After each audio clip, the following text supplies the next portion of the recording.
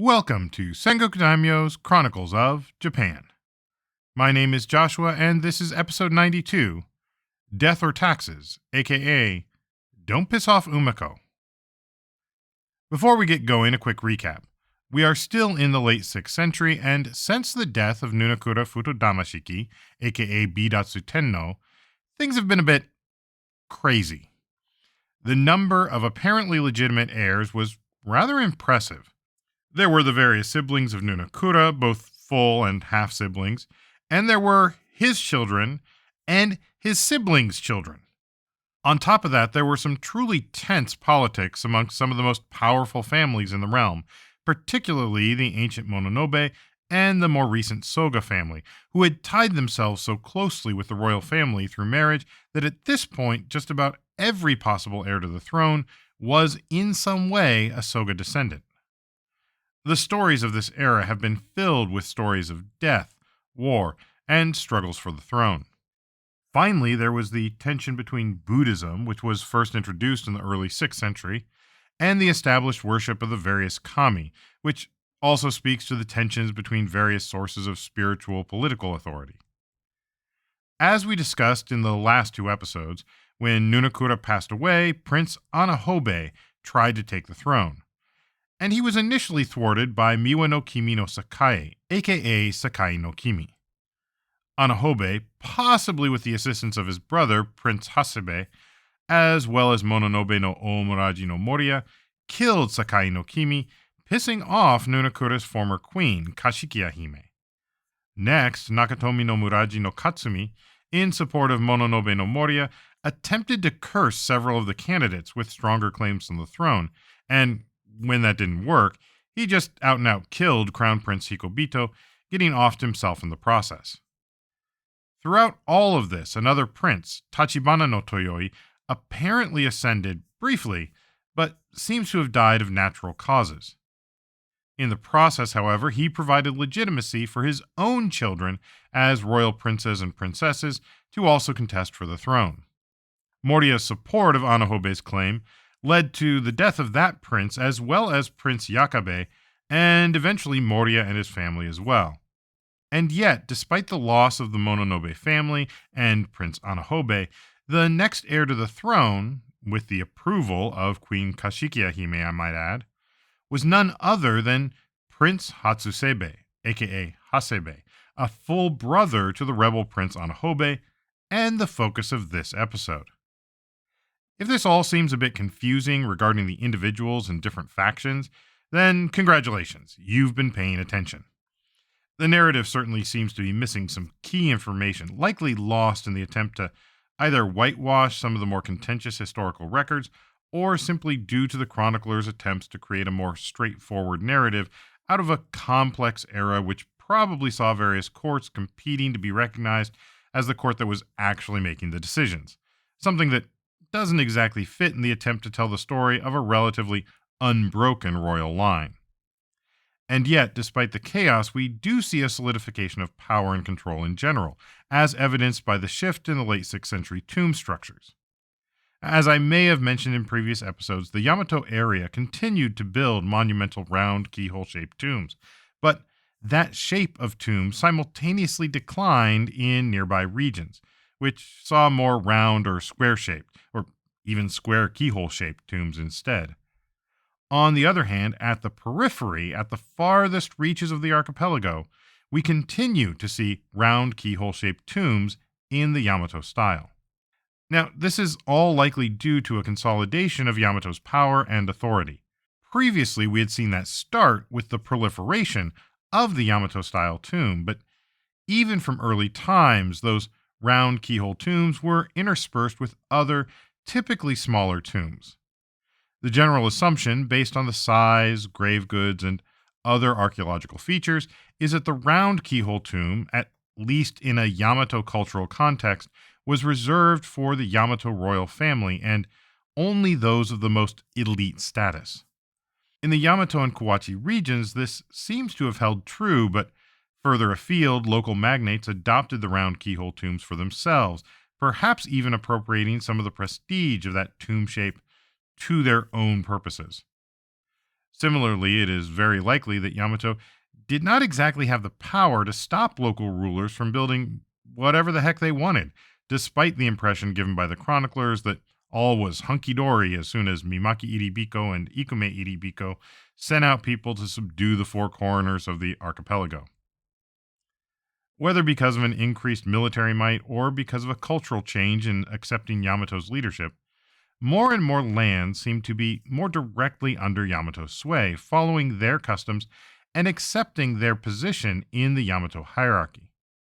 To put it another way, in many parts of the archipelago, particularly those closer to Yamato, we do not see continued claims of kingship by the local elite. They've accepted a lower status in the evolving hierarchy, presumably gaining some security and access to resources of the entire Yamato polity in the process, though that isn't entirely clear to me based purely on the archaeological evidence that I've been able to find so far. However, according to our tomb theory, those on the periphery, where Yamato's control remained the weakest, well, they continued to build their own round keyhole tombs, indicating that they still considered themselves somewhat independent, even as they remained influenced by Yamato's overall cultural affectations. Into this world, Prince Hasebe ascended the throne. Prince Hasebe was another half-brother to Nunakura Futodamashiki. Like his full brother, Prince Anahobe Hasetsukabe, he was a Soga descendant through the maternal line. We're told that his ascension was endorsed by Kashikiya Hime, his half-sister, and another Soga-descended royal. He assumed the throne almost immediately following the turmoil that resulted in Anahobe's death and the destruction of Mononobe no Moriya. This was in 587, and for the next 5 years, the reign appeared to be similar to any other. But I suspect that things hadn't quite settled yet. I mean, how could they? It seems clear that it was way too easy for political violence to break out, and despite the Chronicles' insistence that everything was fine, many of the systemic issues that led to the violence in the first place were still there. To start with, you still had all of those potential heirs to the throne and no clear succession tradition or precedence. On top of that, each household, while created to serve the court, had grown into its own political entity, vying for their own level of power and control. No doubt some of this was exacerbated as Yamato's influence grew, bringing more people directly under Yamato's authority. I also can't help but notice that there appears to be a lack of any kind of truly clear justice system. In fact, laws in general at this time appear to be based on precedent and tradition, likely oral tradition. Although we have writing, we don't have a written system of laws just yet, at least not one that I'm aware of. We have artifacts with writing on them. We also have records of books coming over from the continent, which presumably people were able to read. However, what was writing being used for? Well, it appears to have been used for communication at least.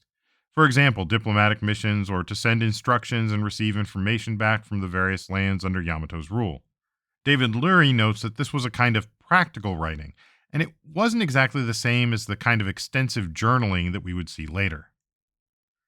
It also makes sense that much of the laws and traditions at this time were probably based on memorized precedent.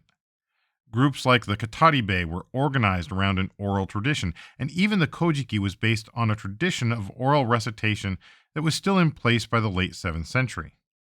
I suspect that different families maintain their own memories of precedents and tradition, collectively advising on what should be done in any given situation.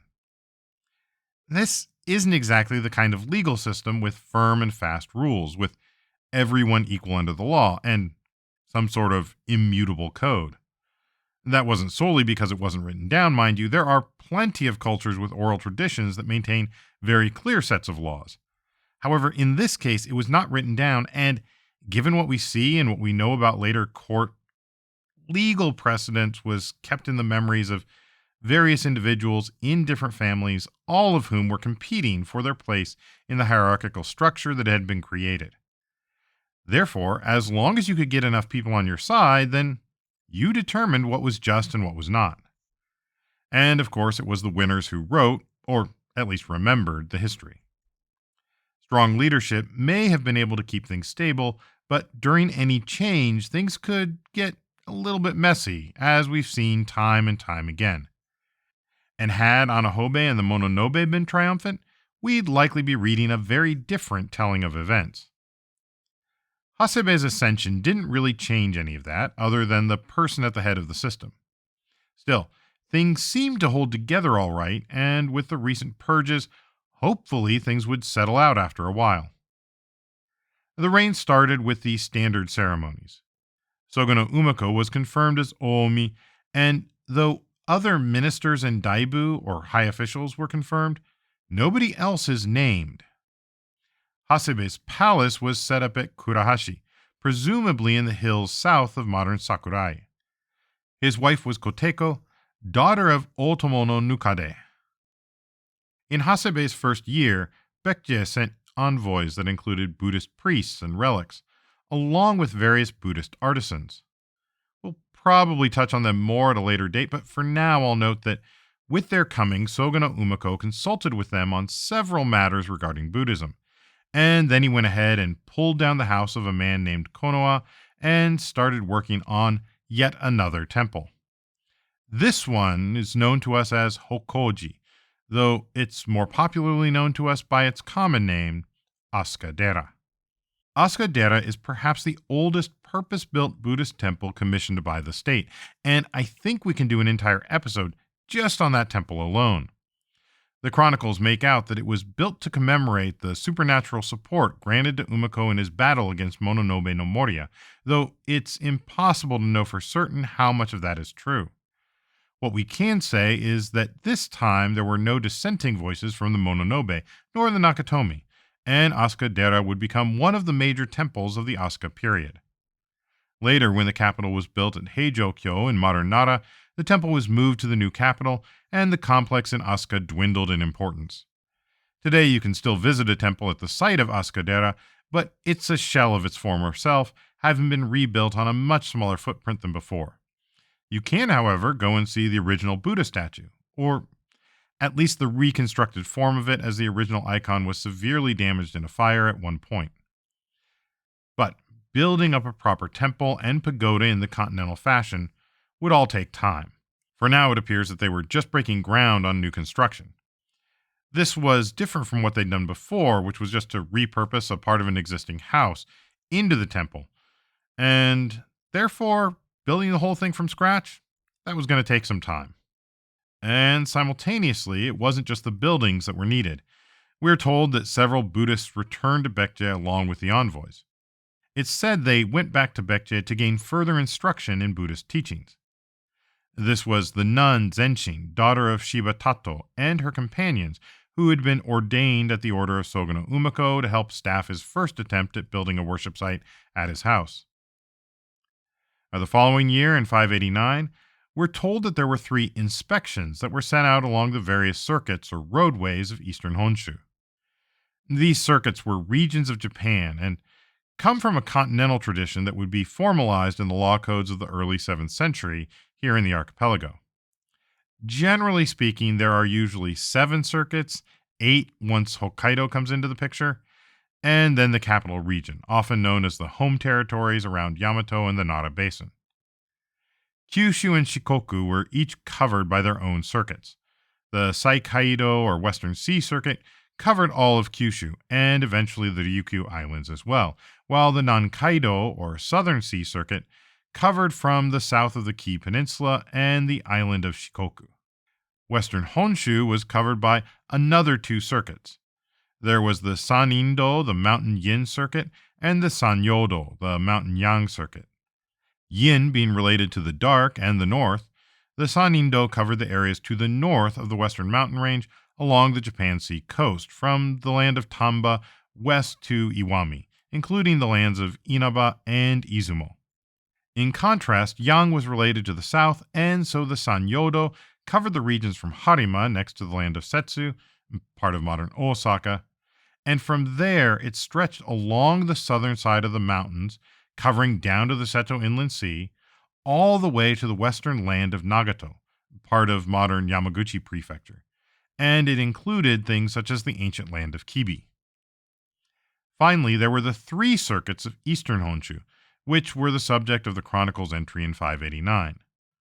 First off was the Tozando, or the Eastern Mountain Circuit. Whereas Western Honshu can be largely divided by the mountains into a northern and southern region, Eastern Honshu was a little different, as the Japanese Alps created difficulties that meant that the Tozando covered the inland regions, starting at Omi around Lake Biwa, out to Kennu, modern Gunma and Tochigi prefectures, north of Tokyo.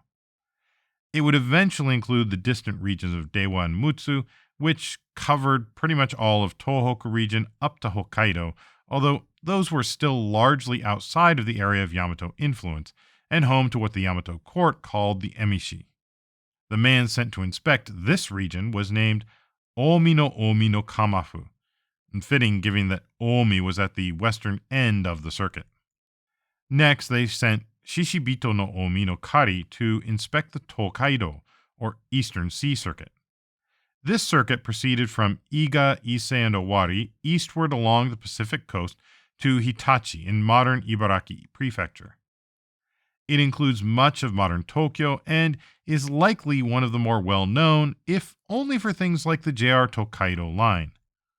This route became well-traveled in the Edo period, both for the daimyo processions of the Sankin Kotai, as well as the pilgrimages from Edo to Ise and onward to points even further west. Finally, we have a member of the Abe no Omi heading out to inspect the Hokurikudo, the Northern Land Circuit.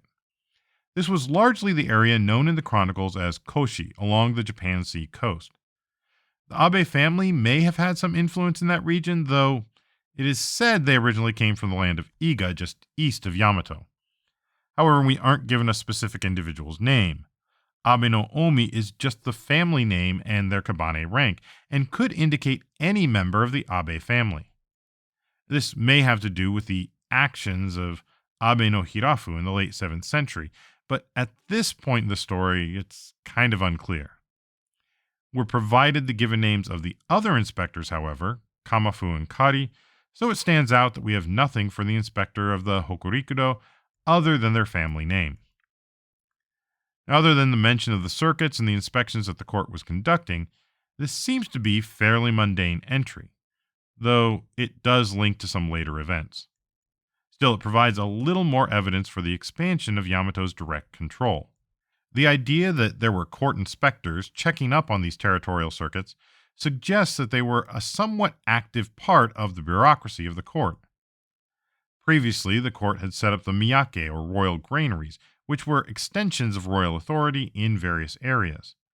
Now we see an additional layer of government that would have been going through the areas and making sure that things were being administered as Yamato believed.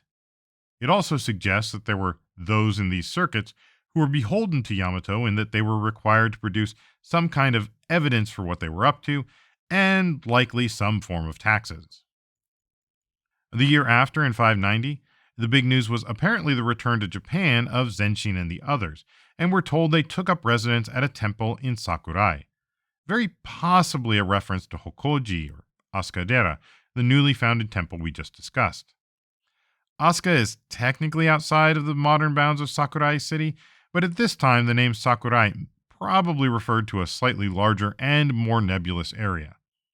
On the other hand, they could have settled at another temple in the area that just wasn't part of the state-funded program.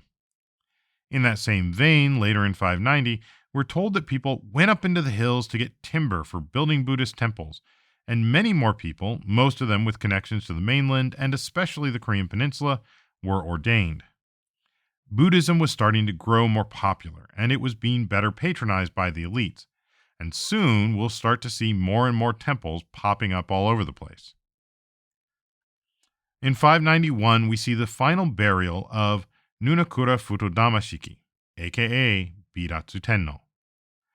This was now many years since his death, but that isn't entirely surprising given the fighting and general turmoil that followed. Building a tomb mound was not exactly a simple feat, and if one wasn't already prepared by the time he passed away, it would have taken a while to prepare it, and even more time if much of your labor force was being split and repurposed in the fights for the throne. As you may recall, Nunakura died of disease, so It's unlikely that there had been a lot of preparation for his death, so we can assume that his body, after resting in the palace of temporary interment for a while, was eventually given a temporary burial, and then likely they were reburying the bones several years later.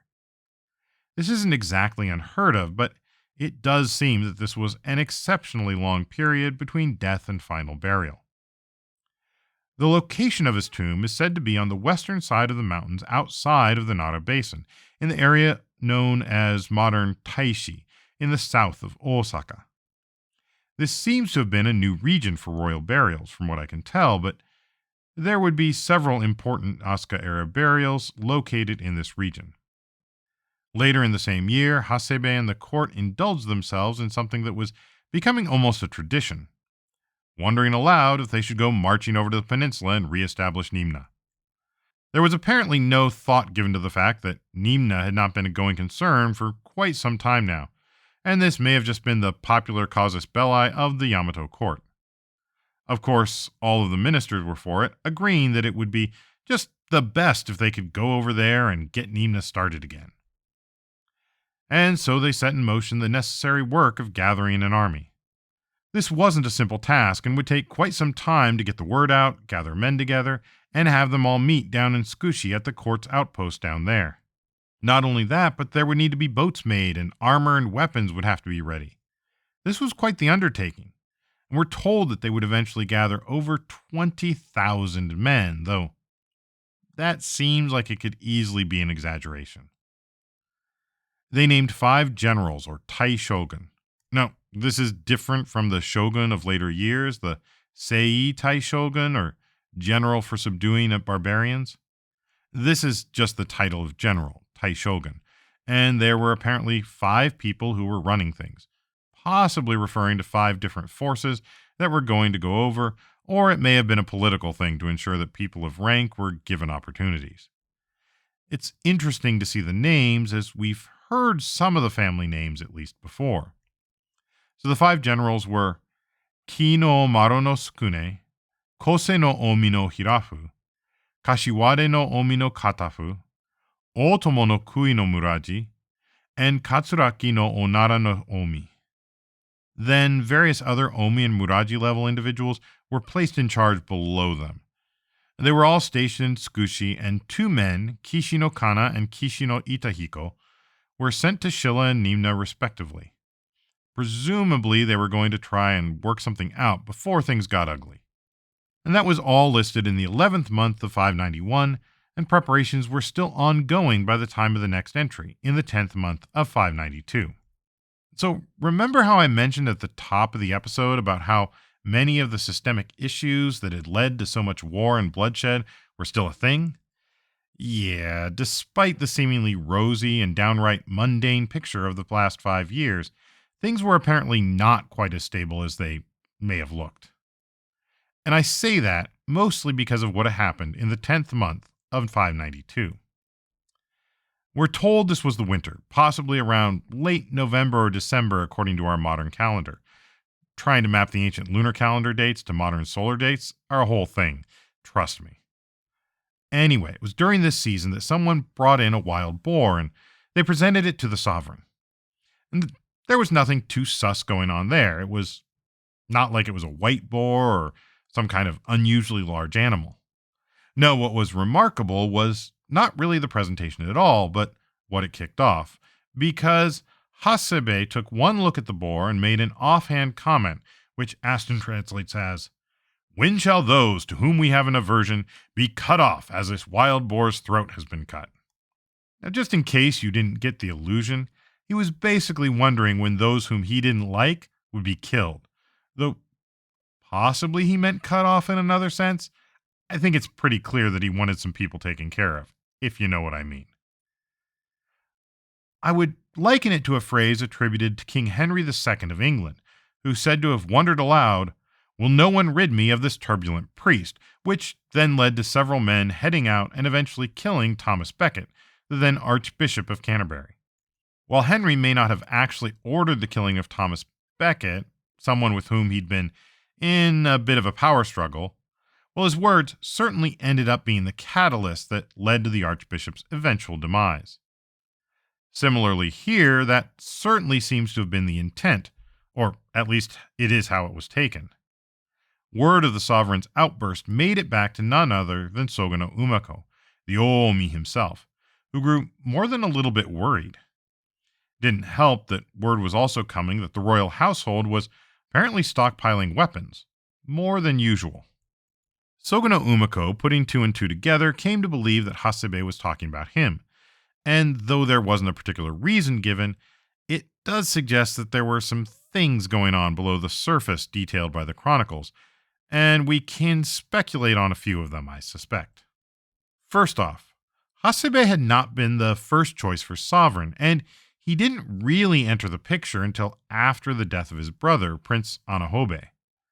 Anahobe had, of course, believed that he should take the throne himself, but then he was killed. It's possible that Hasebe was appointed sovereign to appease some of Anahobe's supporters against the wishes of those such as Soga no Umako. Second, it's clear that Umako was immensely influential and powerful, and he probably had more influence than the sovereign himself. Always remember that if someone raises an army and helps put you on the throne, rather than themselves, they usually have the ability to do the same thing in reverse. Or, as so many parents are fond of saying, I brought you into this world, I can take you out. So it may be that Hasebe felt threatened by Umako's own power and felt he needed to be dealt with before Soga no Umako decided that he'd rather have someone more pliable on the throne. Of course, in another time, it might have been enough to just demote him, but it's unclear if Hasebe actually had the power to do that, and if he did, would it stick? There's also another option as well. Hasebe may not have said anything at all, and it's possible that this was a story concocted to explain Umako's own reaction. This is hinted at somewhat in another account that basically comes in and once again with the tired blame the woman trope. It suggests that Otomo no Koteko, Hasebe's consort and the mother to his two children, started the whole thing as a rumor. According to this account, she was declining in favor, although it's unclear just whom else she was competing against. If that record is correct, she was the one who told Umako about what Hasebe was purportedly saying, knowing that it would cause problems for her husband because, well, she was unhappy with him. Even if that were true, we don't know whether or not Hasebe actually said what is attributed to him. Again, regardless of what Hasebe actually said, all of this suggests that things were not as solid and stable as they might otherwise appear, and it suggests just how literally cutthroat the politics of the Yamato court could get. And so, Soga no Umako took this threat quite seriously, and he engaged the services of one Yamato no Aya no Atae no Koma. We don't know much about Koma. The Yamato no Aya were one of several Aya families, and their name suggests that they were descended, at least in part, from ethnic Han Chinese weavers, or at least they claimed a lineage back to the continent with claims to the Han dynasty, just as the Hata family claimed ties back to the Qin dynasty. They'd been in Japan for generations, but are still often associated with various technologies that came over from the continent. There's also a record, we are told, that says Koma's father was Yamato no Aya no Iwai, whose name is suspiciously similar to that of the Iwai in Tsukushi or Kyushu, who had allied with Shilla and tried to block trade and military support between Yamato and Baekje. It's possible and even probable that this was just a coincidence. After all, why would the son of a rebel who had so aggravated Yamato be in the court at all? But it was considered significant enough for the chroniclers to mention it at the time, and that may be because of the relationship, once again, back to that other rebel. Now, for Koma to take action, he and Umako would need to act quickly. Soga no Umako sent a message to the court ministers and claimed he was sending someone to present the taxes for the eastern provinces. As you may recall from earlier in this episode, a few years earlier, inspectors had been sent out along the 3 eastern circuits. It would have taken them time to survey, compile their information, and collect any taxes owed, and then bring that back to the court. Umako lied to the other ministers and said that the taxes were ready and he was sending someone to the sovereign to present said taxes. Of course, he was really sending Yamato no Aya no Koma, and in lieu of taxes, he brought death. Somewhat fitting if you think about it. Koma killed the sovereign and then somehow made his escape. Unlike some of the other killings, we aren't given too many details of the deed itself. What we are given is the aftermath. For later in that same month, Soga no Umako had Koma himself killed. And this is where I find it really weird, or perhaps the chroniclers were just in denial. They claimed that Soga no Umako had learned that Koma had been having a clandestine relationship with Kawakami no Iratsume, herself a consort of the sovereign and Soga no Umako's own daughter. Koma had apparently taken her back to his place to live and made her his wife in secret, basically saying that they had carnal relations together as man and wife, though it's not clear whether or not they were consensual. Umako thought that his daughter was dead, but when he learned that Yamato no Aya no Koma had taken her, he had Koma killed. And that just seems oh so very convenient. So Soga no Umako has enough influence over Koma to get him to assassinate the sovereign, but somehow misses that his co-conspirator has eloped with his own daughter, and then he kills that same co-conspirator out of apparently justified rage? Yeah, nothing fishy about that at all. I suspect that what happened at the time versus what was later recorded differed ever so slightly. Assuming that most of it was accurate, I wouldn't be surprised if Umako got Koma to do the dirty deed and then offed him, possibly so that he would not be immediately implicated. Even so, what were the laws around such events? With Hasebe gone and nobody else in power to challenge him, Soga no Umako was one of, if not the most powerful person all around. He just didn't have the parental qualifications to take the throne himself. And that is probably what saved him from being labeled a rebel. After all, you don't get much more rebellious than killing the king, but is it rebellion when it's self-defense?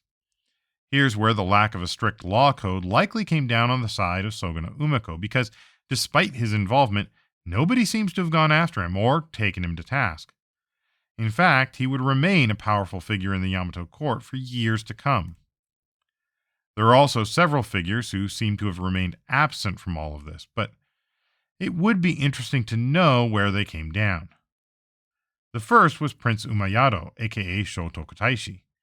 Did he sanction or even take part in this plot? Umayado was still somewhat young, so he may not have had much to say at this point. And then there was Kashikiya Hime, Nunakura's queen. Presumably she had been the one to recommend Hasebe to the throne, but we also see her hand in the decision to punish Anahobe and the Mononobe, which we discussed over the last couple of episodes.